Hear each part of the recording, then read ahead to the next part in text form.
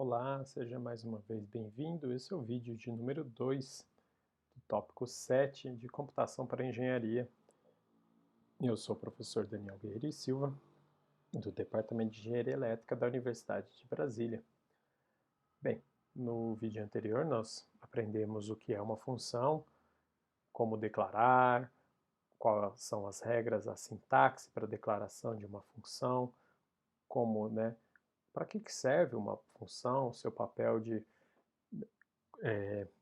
organização do código, de divisão do código em diferentes subprogramas, subrotinas, cada um com seus comandos que são logicamente similares ali, que desempenham um determinado papel específico dentro do programa como um todo, e aspectos também importantes como o conceito de tipo de retorno de uma função, de parâmetros de uma função, assim como a passagem de argumentos para essa função através justamente no momento da sua invocação.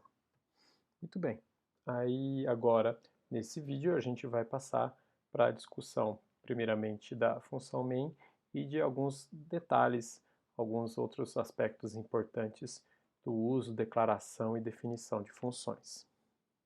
Bem, entendido o que é uma função e para que ela serve, a gente pode agora olhar para a tal da função main, como esta aí do exemplo, e entender um pouco melhor qual é o seu papel. A função main, ela é uma função especial que é definida como a função de partida, de início do seu programa. Então, ela tem que ser pré-definida, no sentido de que você tem que deixar definido na declaração, no conjunto de regras da linguagem, de que para iniciar o programa você tem que fazer isso através de um comando, de um bloco, de uma função de inicialização. E esse é o papel da função main, no caso específico da linguagem C++. Então vejam que é definido como regra da linguagem C++ de que todo programa ele se inicia, ele inicia sua execução pela invocação por parte do sistema operacional da função int main. Então é uma função que tem o tipo fixo inteiro, ela tem que se chamar main e a partir desse cabeçalho, dessa declaração, o sistema operacional vai invocá-la quando, por exemplo, você chama pelo prompt de comando aquele programa, ou quando você dá 2 cliques para executar o arquivo executável daquele programa.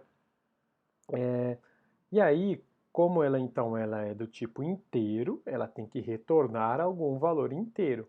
E aí vem a outra convenção, a outra regra pré-determinada da linguagem C++, de que se o programa, esse código, na verdade, esse código de retorno, ele é uma indicação do status do encerramento daquele programa para o sistema operacional.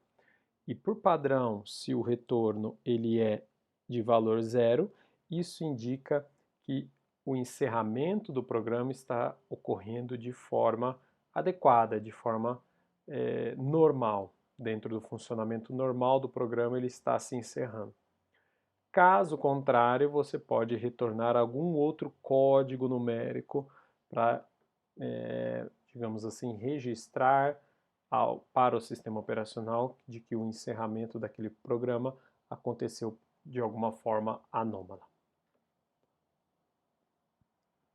Bem, agora passando a um outro ponto que é pertinente a gente colocar, é a definição de funções, ela tem que acontecer de tal forma que eu só posso invocar uma função depois que a definição foi feita, depois que a rigor, na verdade, a declaração foi feita. Nós vamos ver daqui a pouco qual é a diferença de declaração para definição. O que isso quer dizer em termos concretos? Reparem nesse exemplo, o exemplo do arquivo depois.cpp. Eu estou é um código-fonte bem pequeno em que eu estou declarando uma função e implementando essa função chamada soma depois da função main. E a função main, que inicia meu programa, por sua vez, invoca a função soma. Esse tipo de construção de organização em que a função está implementada, declarada e implementada depois de uma invocação dela, só depois da invocação, não é permitido. Você tem uma situação de erro se você tenta fazer a compilação desse código. Eu vou alternar aqui agora para vocês verem no Windows, para a gente mostrar isso de fato acontecendo. Então aqui vocês têm o código, é o exemplo depois.cpp. Então se eu tentar fazer a compilação aqui,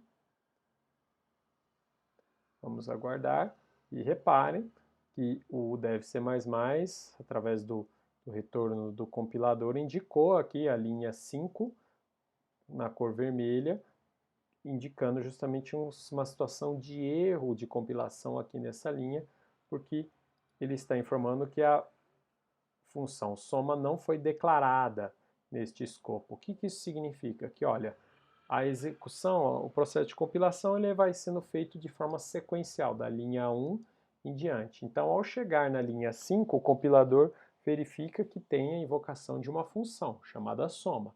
E aí ele procura se já existe, se ele já fez a tradução da implementação de alguma função soma. E ele não vai encontrar nas linhas anteriores nenhuma implementação dessa feita. Por isso, ele indica o erro. Ele alega que, olha, você está invocando uma função a qual eu não conheço a implementação ainda. Eu preciso primeiro conhecer a implementação e para depois poder tratar as chamadas, as invocações dessa função dentro do código.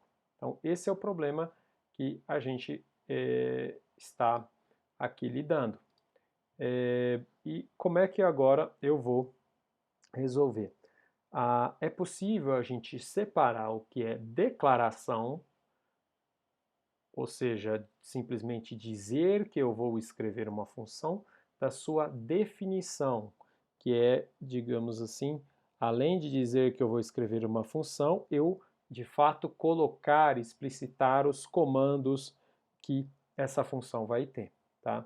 Então, a declaração ela pode ser feita de forma separada, de que jeito? Como eu estou destacando aí no slide, só colocando o cabeçalho aqui da função antes. Então, eu aqui só defino o cabeçalho da função, termino, reparem aqui, ó, com ponto e vírgula, o meu cabeçalho, e aí depois eu posso fazer a sua definição em qualquer lugar do programa. E qual é a ideia fazendo isso? Que daí eu posso fazer a declaração das funções primeiramente no início do meu programa, antes de qualquer uso. Aí as invocações são feitas e não tem problema daí as invocações acontecerem. E depois, no final do programa, por exemplo, eu posso deixar um espaço para as definições das funções. E o compilador, dessa forma, ele não vai reclamar, não vai gerar erro, porque tendo o cabeçalho declarado, ele vai entender que a definição vai acontecer em algum outro ponto do código que ele depois vai poder traduzir. Em termos concretos, é assim que isso funciona. Então vejam só, agora eu tenho aqui uma situação que vai funcionar, né, que é ok aqui, porque eu primeiro fiz aqui, né, como eu falei, a sua declaração. Então eu só indico o cabeçalho da função aqui, dizendo, olha, existe uma função soma com essa lista de parâmetros, e aqui, ó, eu faço a definição da função.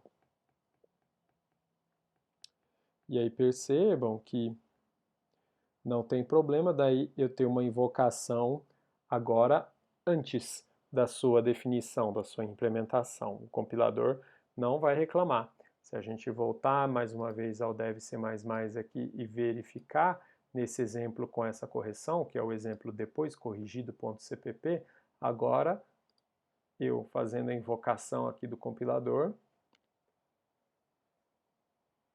a gente vai ver, né, demora um pouco, mas a gente vai ver que a compilação vai acontecer com sucesso, foi isso que aconteceu, e agora eu executo e tenho o resultado também correto. A soma de 0 com 5 ali nas duas variáveis é 5 e estou imprimindo esse resultado. Então, vejam que a gente conseguiu aí, essa é uma opção de organização do seu código que permite, digamos assim, você separar declaração de definição, de implementação da função, deixar o cabeçalho de todas as funções declarados no início do código e depois você pode fazer a invocação das funções sem se preocupar com a ordem, com a implementação ter que vir antes daquelas invocações. Alternativamente, você pode também, no caso do C++, fazer a declaração, reparem aqui, ó, sem indicar o nome dos parâmetros, tá? Eu posso só indicar a lista, né, de tipos desses parâmetros, mas veja, no momento da declaração isso é permitido. Na implementação, aí não tem jeito, eu tenho que voltar a trabalhar, né, com o nome dos parâmetros, porque obviamente aqui para os comandos eu vou precisar usar o nome desses parâmetros, tá? Mas na declaração eu posso fazer sem mencionar nomes dos parâmetros. Isso é uma opção que a linguagem C++ nos oferece. Bem, então era isso que eu queria apresentar a vocês nesse segundo vídeo da parte 7.